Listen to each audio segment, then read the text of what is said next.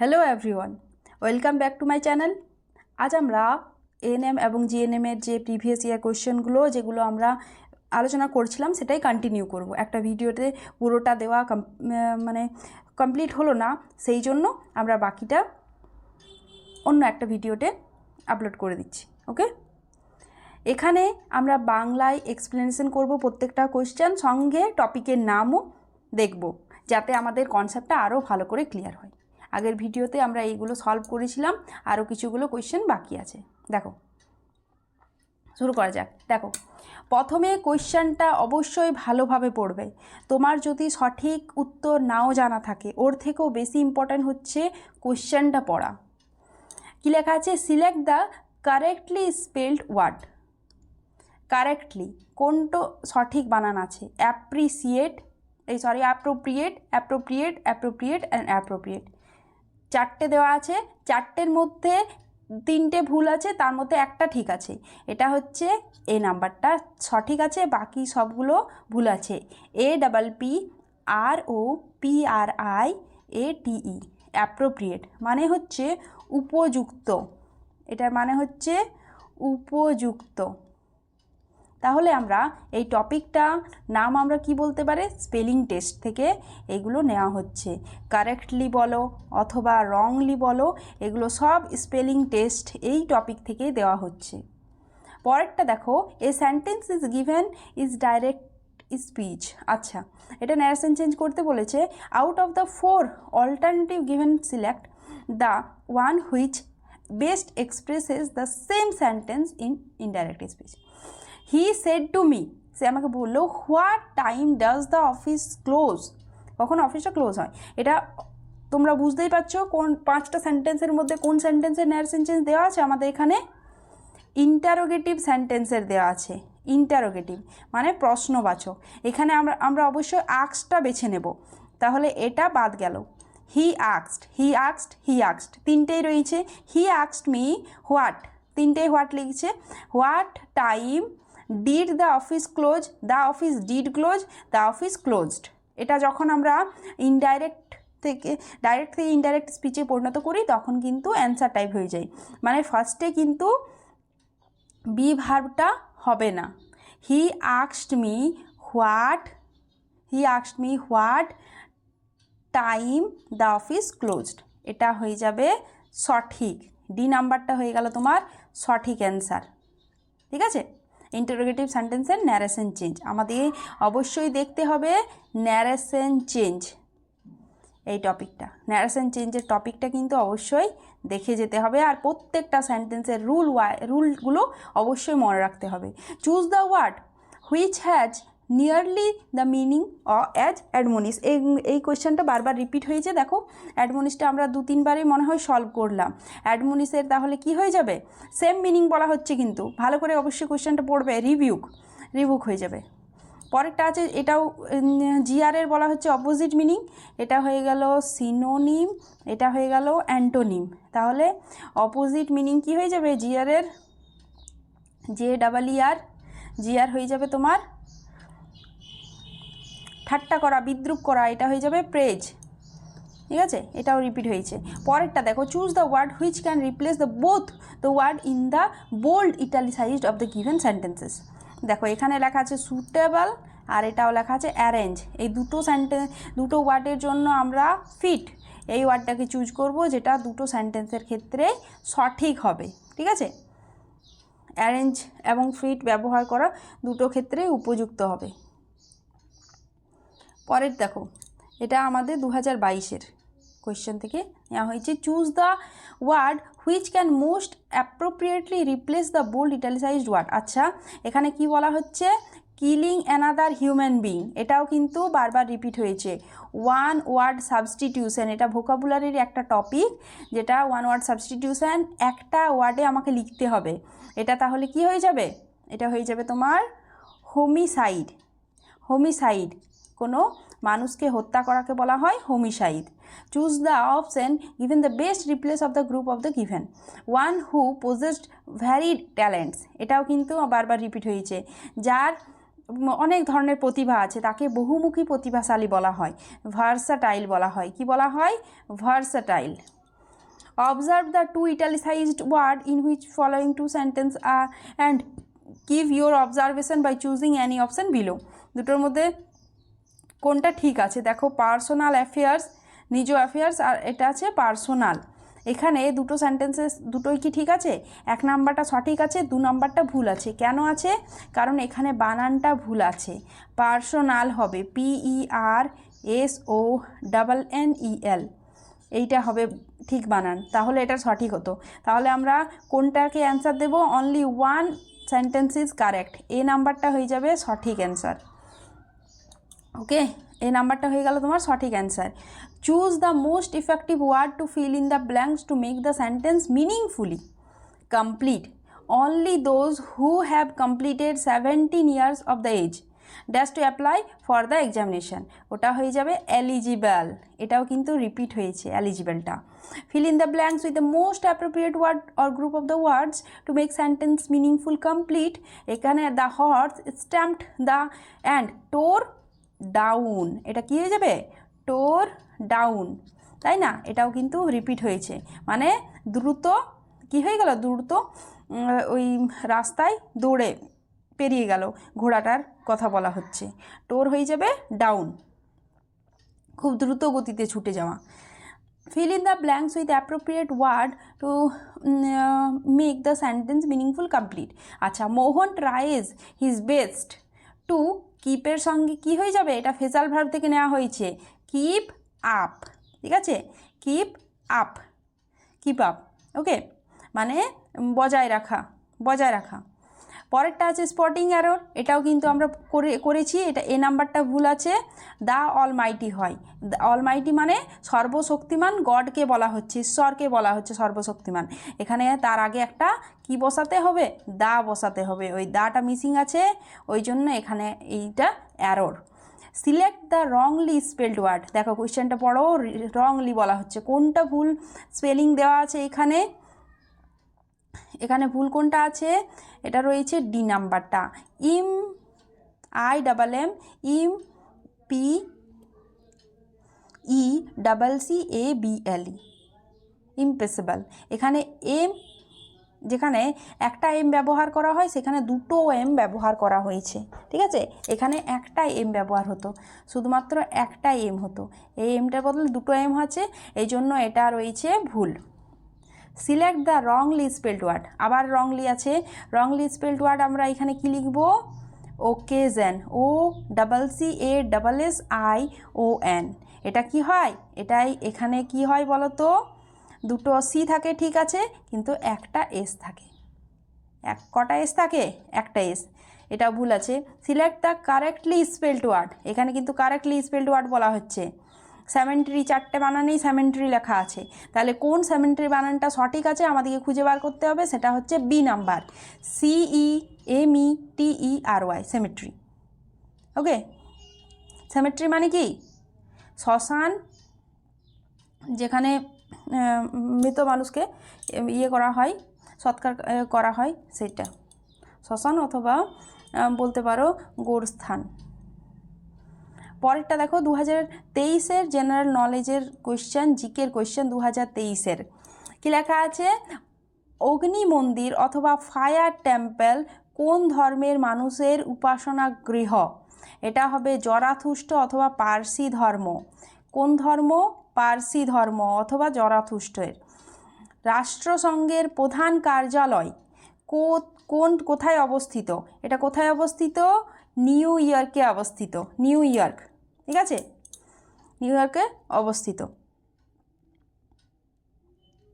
পরেরটা আছে সাবমেরিনের নাবিকেরা জলের উপর বস্তু দেখতে পায় কোনটির সাহায্যে? এটা কোনটি হবে? প্যারিস্কোপ, প্যারিস্কোপের সাহায্যে ওই বস্তুটা ওপরে দেখতে পাওয়া যায়। নিচের কোন বাদ্যযন্ত্রটি আমজাদ আলী খান বাজান? কোন বাদ্যযন্ত্রটি বাজান? সরোদ বাজান। কি বাজান? সরোদ বাজান, ঠিক আছে? তারপর হচ্ছে the lady with the lamp was the name given to, আচ্ছা কাকে ডাকা হয় এই নামে? কাকে ডাকা হয়? ফ্লোরেন্স নাইটেঙ্গেলকে ডাকা হয় এই নামে। কি বলা হয় তাকে? তাকে বলা হতো লেডি উইথ দ্য ল্যাম্প, তিনি সেবার কাজে যুক্ত ছিলেন। এবার দেখো পরের ইয়েটা যদি আমি দেখি, দেখতে পাবো ভারতে কোন শহরকে নীল শহর বলা হয়? কি শহর? নীল শহর। নীল শহর বলা হয় যোধপুরকে নীল শহর বলা হয়। সোডিয়াম বাইকার্বনেট সাধারণত কী নামে পরিচিত? বেকিং পাউডার নামে পরিচিত। কি বলা হচ্ছে? সোডিয়াম বাইকার্বনেট বেকিং পাউডার নামে পরিচিত। মানবদেহে বৃহত্তম অস্থির নাম হচ্ছে ফিমার। বৃহত্তম অস্থির নাম কি? ফিমার। ইতালি জ্যোতিষবিদ গ্যালিলিও কি বলেছিলেন? দেখো, দূরবীক্ষণ যন্ত্র তৈরি করেছিলেন, বৃহস্পতি গ্রহে 4টি উপগ্রহ আবিষ্কার করেছিলেন যে পেন্ডুলাম সময়ে সুষম পরিমাপ দেয়, আর উপরের সবকটি, এটা হবে উপরের সবকটি। তিনি সব জিনিসই বলেছিলেন 1 2 3, তাহলে এই 4th নাম্বারটা সঠিক হবে। ওকে, পরেরটা দেখো, বিজ্ঞানের একটি শাখা অ্যান্টিমোলজি বিষয় হলো, এটা হচ্ছে তোমার পোকামাকড়। অ্যান্টিমোলজি মানেই হচ্ছে ইনসেক্ট। ওকে, প্রতি বছর বিশ্বে রেড ক্রস বা রেড ক্রিসেন্ট ডে দিবস পালিত হয় কত? 8ই মে। 8ই মে দিনটিকে বলা হয় বিশ্ব রেড ক্রস ডে অথবা world red cross day. Mister Meera Sahib Fatima Bibi তিনি কে ছিলেন?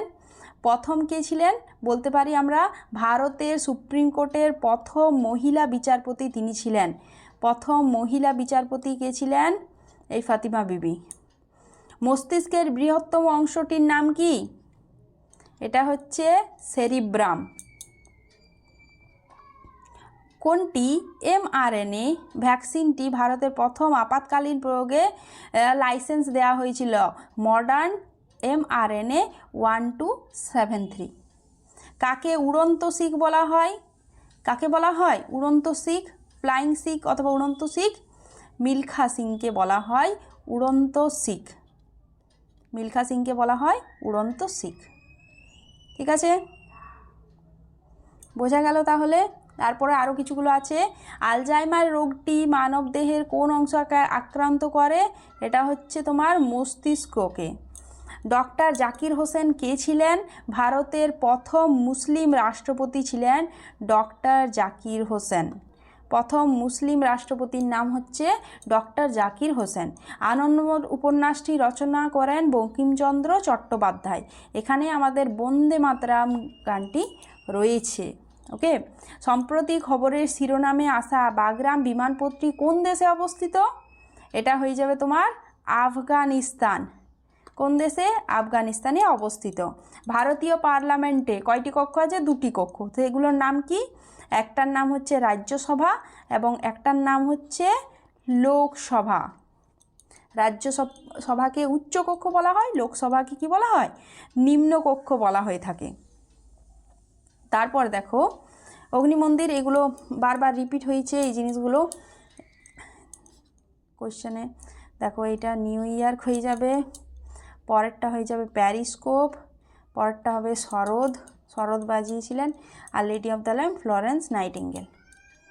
এবার দেখো কি আছে, এই কোশ্চেনটাও রিপিট হয়ে গেছে। His statement is replete with, এটা উইথের সঙ্গে যাবে, আর এখানে দ্য ব্লাইন্ডসটা হচ্ছে ভুল, এখানে দাটা ভুল রয়েছে।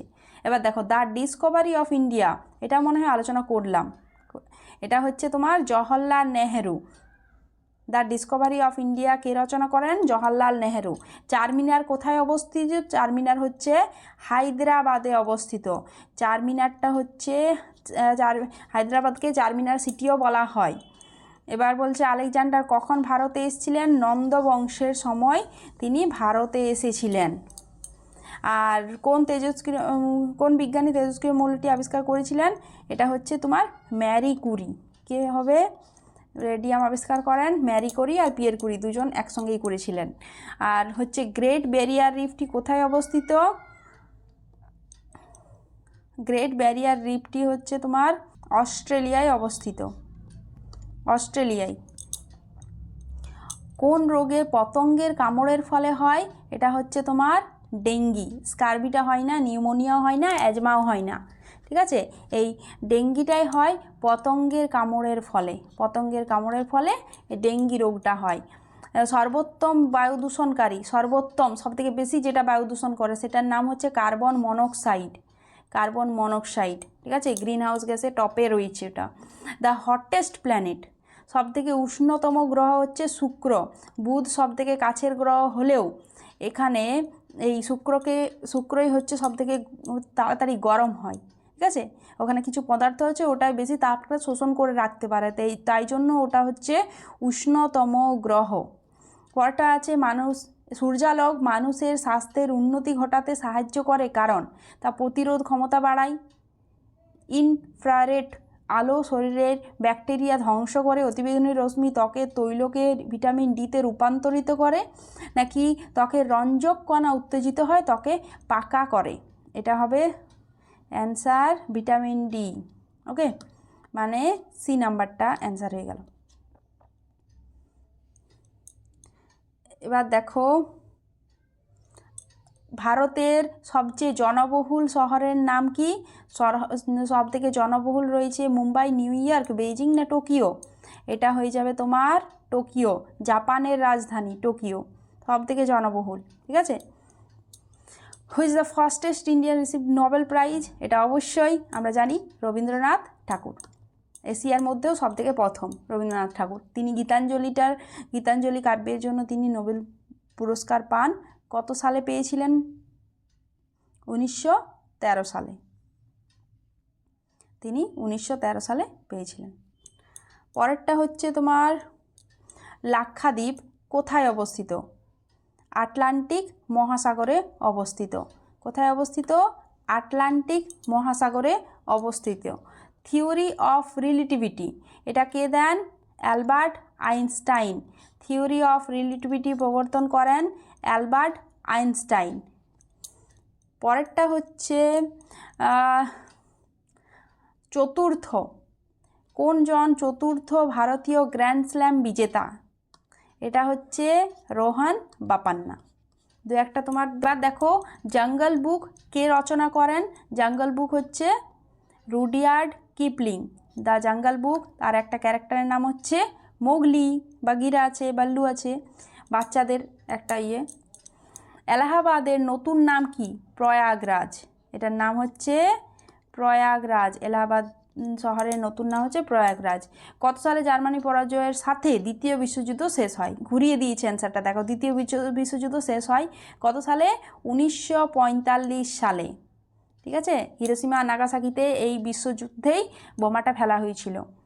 এখনও বিশ্বযুদ্ধ চলছে বলতে পারো, থার্ড ওয়ার্ল্ড ওয়ার। তারপরে হচ্ছে তোমার মনোসোডিয়াম গ্লুকামেটকে সাধারণভাবে কি বলা হয়? ওকে বলা হয় কি? আজিনোমোটো বলা হয়। Monosodium গ্লুকামেট, monosodium গ্লুকামেট আজিনোমোটো। নিচের কোনটি মানব শরীরের বৃহত্তম অঙ্গ? এটা হচ্ছে তোমার লিভার। বৃহত্তম অঙ্গ যদি বলা হয় তাহলে সেটা হয়ে যাবে তোমার লিভার। এই গেল আমাদের ইংলিশ এবং জিকে পুরো অ্যান্সারগুলো আলোচনা। তাহলে অবশ্যই ভালোভাবে পড়ো এবং কোনো যদি সমস্যা থাকে অবশ্যই কমেন্টে লিখবে। Thank you.